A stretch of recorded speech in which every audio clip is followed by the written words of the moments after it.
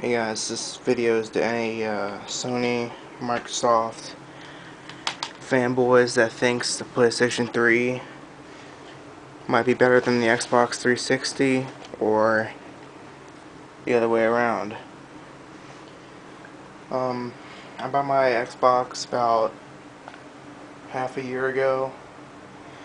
I didn't have a hard drive for it back then, so I bought the 60 gig hard drive because the 20 gig wasn't enough. I gamed on it a lot. Then I had to get the network adapter because I was tired of being downstairs, and I just came upstairs in my room, so I got the network adapter. And then when I came up here, I started gaming more because I was upstairs and I didn't have like a limit. So I got the intercoolers because my Xbox would overheat and have trouble with that. So I bought the intercooler. Well, what I'm trying to say is, I had to buy all this stuff for my Xbox just to make it so I could use it. And yeah. So, but I got my PlayStation 3 about a week ago. I've had no trouble with it overheating, nothing like that. Controller is nice. It keeps a very long charge, longer than the play-in charge kit on the Xbox. And I got the play-in charge kit because regular batteries, this controller would just eat them up, and it just seems like I was going to the store more to get batteries than to get groceries. So I just got the play-in charge kit, but still, it seems like it's starting to wear down now. It doesn't even want to hold a charge any. I don't know if the PlayStation 3 controller will do that or not. I'll have to wait. In time, one of these consoles will win the battle. If I had to choose, if I had to sell one and keep one, I would probably sell my Xbox. But that's just my opinion, because I like my PlayStation 3 better so far. So, and another thing I wanted to talk about was the design of the controllers. Sony, well, first of all, let's talk about the consoles before these, the PlayStation 2 and the original Xbox. With the PlayStation 2, it had the same controller design as this, just no different. It's basically the same controller with a little middle button on it, and just weird trigger like R2 and L2 buttons. With the original Xbox, it was a big, bulky controller, really different. With the Xbox 360, they made the controller really different, maybe even better to hold. I don't know. And another thing is, well, I'm trying to say that Sony had a good idea with this controller, so they kept it. Microsoft, they had to do a little fixing up with the kit because they didn't have a very good console compared to the PS2. And well, we all know that the original Xbox failed because they stopped making games for it as soon as the Xbox 360 came out. So they stopped making games for it, and they just stopped making the original Xboxes altogether when the Xbox 360 came out. Sony, on the other hand, they're still selling the PS2's new. They came out with the Slim, a silver one, a white one, and they're still making games for the PS2. Surprisingly, Madden 10 is gonna be coming out, or Madden 11 or something is gonna be coming out on the PlayStation 3. PS2. Also, even they even have a version of Call of Duty World at War on the PS2.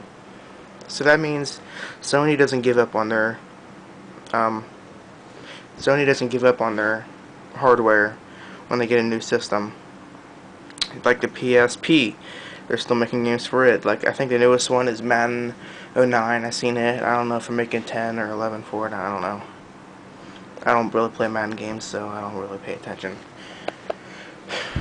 Xbox is yet to come out with a portable gaming system. So, okay, let's see how much this is worth right here.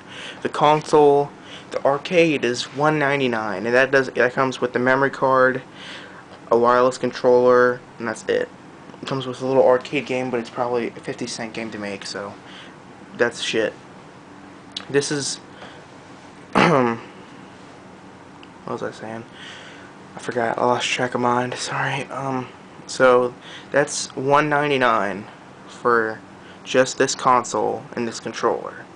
So take off the hard drive, the wireless adapter, and the intercooler. It's $200 right there. For $100 extra, you could get the PS3. Add $100 because the 60 gig hard drive. That's $100. So now it's up to $399. You could get a PS3 for $399. That's how much my 80 gig was, $399. The network adapter, that's another $100, the $499. With the intercooler, it's a ton of money, more than $500. That is a lot of money for just that Xbox. Oh, and well, this doesn't really count because I haven't got it for the PS3, but the Messenger kit, it was $30 because it came with a headset. Don't even get me started on the headsets. Oh god. Oh yeah, let's touch on the headsets too. PS3 has Bluetooth. You can use any Bluetooth headset. But with Microsoft, with the Xbox 360, you gotta get their special headset. That's $69. And only their brand headset will work with it. But with the PS3, you can get any generic off-brand Bluetooth and it'll work. And people say, well, PS3 doesn't have backwards compatibility, well, the Xbox does. Well, who really cares about PS2 games? I know I really don't. So I don't play PS2 games. If I wanted to play PS2 games, I would have bought the PS2, but the PS3 for the PS3 games. Well, it's the same thing with the Xbox.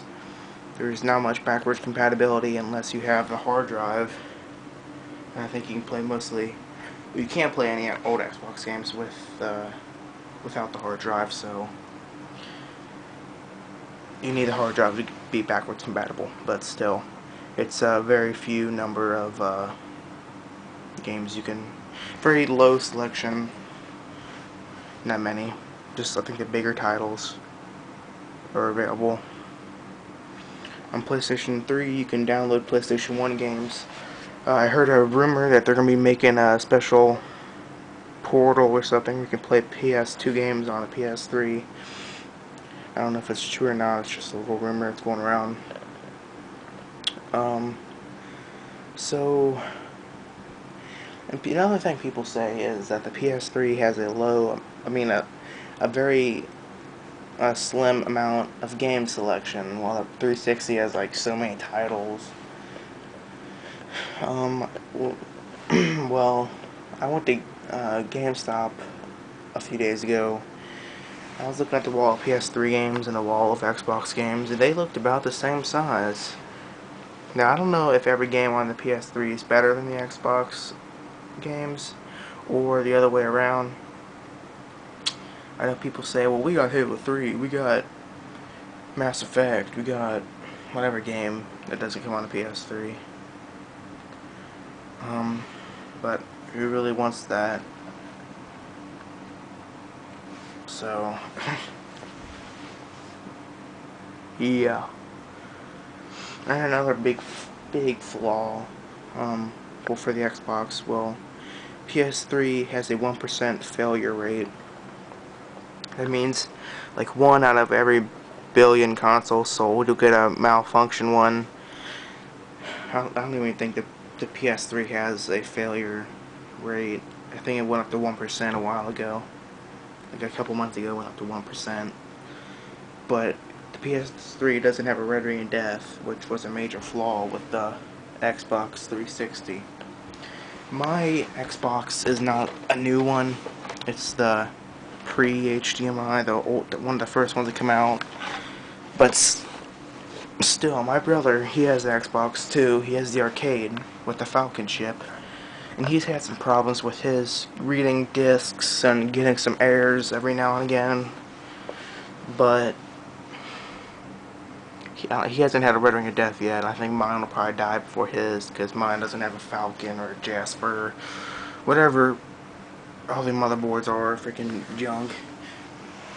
The PS3, they've made one PS3 the whole time, because they've never had any problems. Well, they've made different like hard drive sizes, but yeah, fanboys just got owned. Peace out.